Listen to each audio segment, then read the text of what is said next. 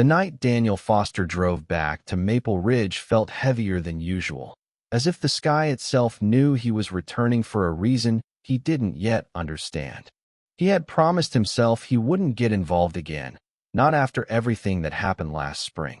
But when Mrs. Langley called and said her granddaughter had been keeping to herself, missing work, letting the house fall quiet, Daniel couldn't ignore it. Emily meant too much to him, even if he pretended otherwise. He told himself he was only checking on her, just making sure she was all right. That was it. But the moment he stepped onto her porch, something felt wrong. The curtains were drawn, lights off, and the usual soft music that drifted through her living room was gone. Daniel hesitated before knocking, fighting the unease growing in his chest. He and Emily had kept their distance for months, not because they wanted to, but because the age difference had become a shadow neither of them knew how to stand in. Finally, the door opened a few inches. Emily stood there, 24, barefoot, wearing an oversized sweater that brushed her thighs. Her eyes were tired, red at the corners, as if she had fought sleep or tears or both. She didn't smile. She didn't even ask why he was there. "Daniel," she said softly, "you shouldn't have come." He felt the words land in his chest, sharper than he expected. "Your grandmother was worried. I just wanted to make sure you were." "I'm fine," she whispered, already trying to close the door. He stopped it gently with his hand. "Emily, wait. Please." For a long moment, she didn't move. Then she stepped back, letting him inside. Her living room was dim, cluttered, nothing like the bright, warm space he used to know. A blanket was tossed over the couch, dishes in the sink, an untouched cup of tea on the table. It looked like someone who hadn't been living, only drifting. "What's going on?" he asked quietly. Emily wrapped her arms around herself, looking anywhere but at him. He could see she was shaking slightly, though she tried to hide it. He wanted to reach for her. He didn't. "You don't have to act like you care," she said, her voice trembling. "You walked away, remember?" The words stung, because they were true.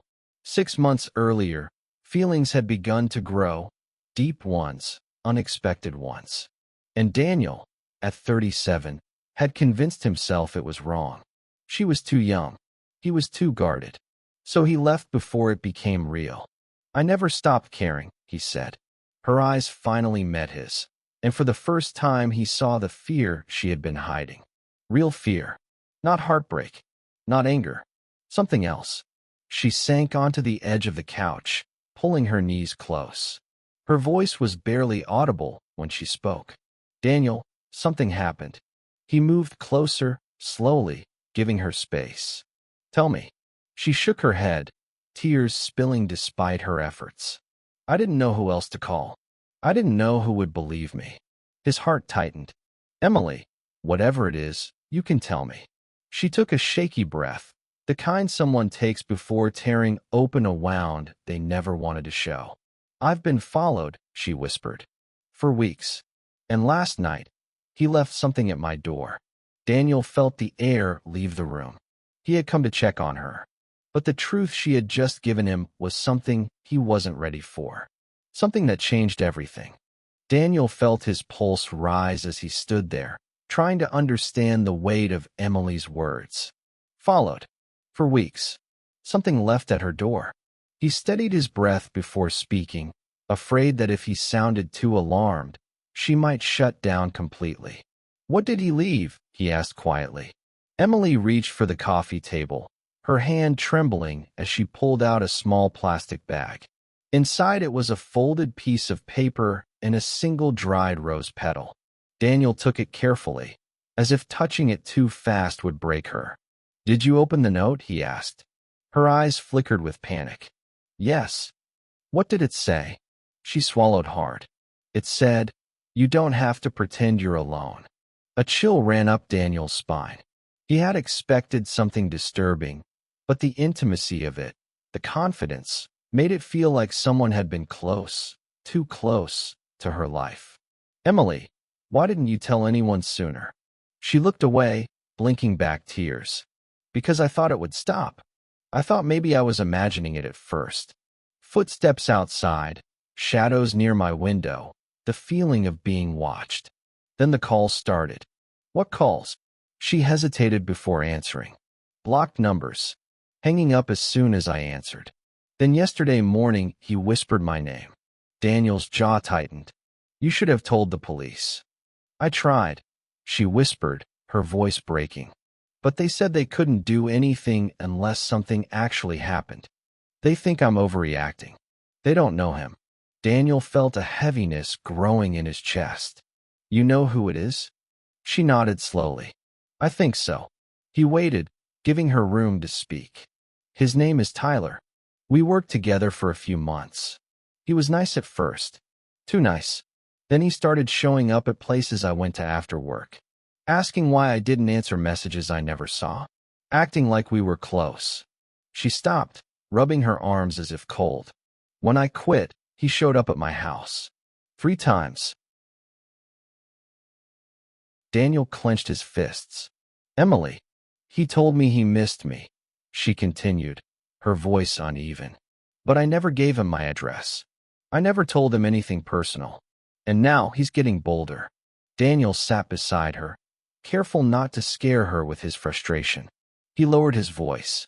You're not staying here alone tonight. She looked up sharply. Daniel, I can't ask you to. You didn't ask, he interrupted. I'm telling you. Until we figure this out, you're not going through it by yourself. Her lip trembled. Why do you care so much now? You walked away from me. You made it clear there was no future. Why now? Daniel felt the words hit deeper than he expected. He looked away for a moment, gathering himself. Because walking away from you didn't make me feel less for you. It only made me feel farther from something I shouldn't have denied. Emily stared at him, breath caught in her throat. Daniel. He forced himself to stay steady. I'm not saying this to confuse you.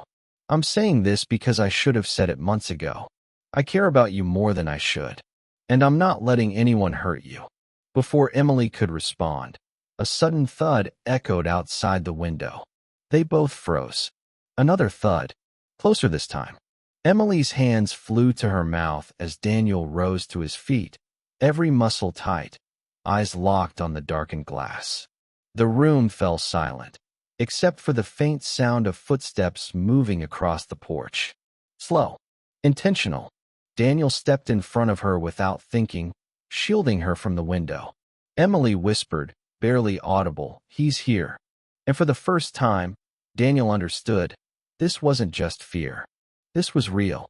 Daniel stood still, listening carefully as the footsteps dragged across the porch. The air seemed to tighten around them, making every sound sharper. Emily clung to the edge of the couch, eyes wide, hardly breathing. Daniel motioned for her to stay low, then stepped quietly toward the window, careful not to disturb the floorboards. Another slow step, then another. Someone was definitely out there. Daniel took a breath and pulled the curtain back just enough to see outside. The porch light flickered against the rain-darkened wood, but he didn't see anyone. He scanned left, then right, empty. Yet the tension in the air didn't lift. It felt like whoever it was had been standing close only moments before. He let the curtain fall back into place and returned to Emily. He's gone, Daniel said softly. At least from the porch. Emily hugged her knees, her voice breaking. He was right there. I heard him. I believe you, Daniel said firmly. But you're not staying here another night. Get whatever you need. I'll take you somewhere safe. She hesitated, her fear battling with embarrassment. Daniel, people already whisper about us. If I stay with you, let them whisper, he interrupted. Your safety comes first. Her eyes softened, and for a moment, she looked like the Emily he remembered, the bright, fearless girl who used to tease him for being too serious. But now she looked small and shaken, and he felt a fierce protectiveness rise inside him. Within minutes, she had packed a small bag. Daniel walked her to the car, scanning the shadows of the quiet street. Every tree, every parked car felt suspicious. As they drove toward his place on the edge of town, the silence between them was heavy but not cold. Emily leaned her head against the window, staring out at the glowing streetlights passing by. "Daniel," she murmured. "Yeah. Why did you leave?" Back then, before everything changed. The question cut straight through him. He tightened his grip on the wheel.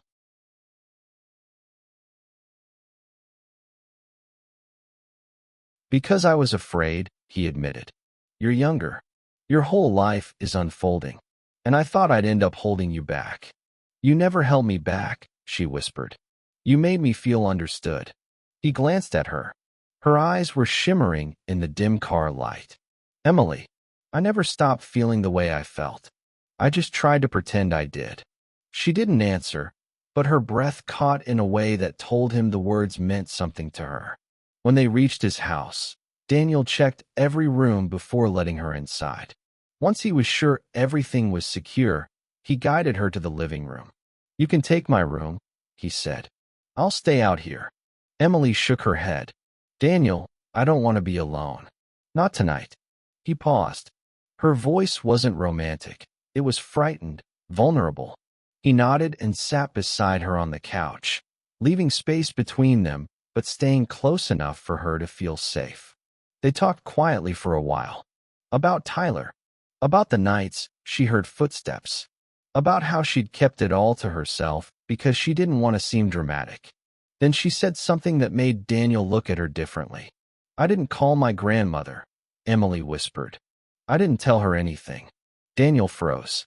"Emily." She said she was worried. "She said you hadn't answered her calls." Emily shook her head.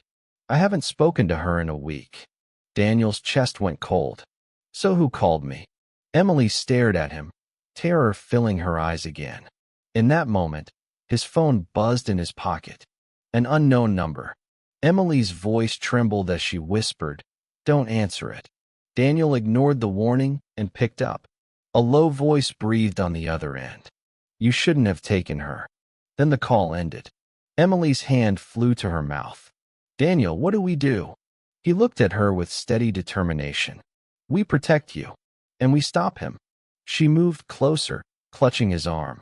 "Promise me you won't leave me again." He took her hand, holding it tightly.